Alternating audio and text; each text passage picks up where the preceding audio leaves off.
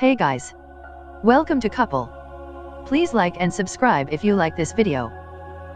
Xiaomi has reportedly pulled the Android 8.1 update for its Mi A1 smartphone after multiple users started reporting about a strange SMS wipe bug that can apparently delete the phone's entire SMS history. According to XDA, the problem apparently happens when the Messages app is swiped away from the Recents tab for the first time after the update.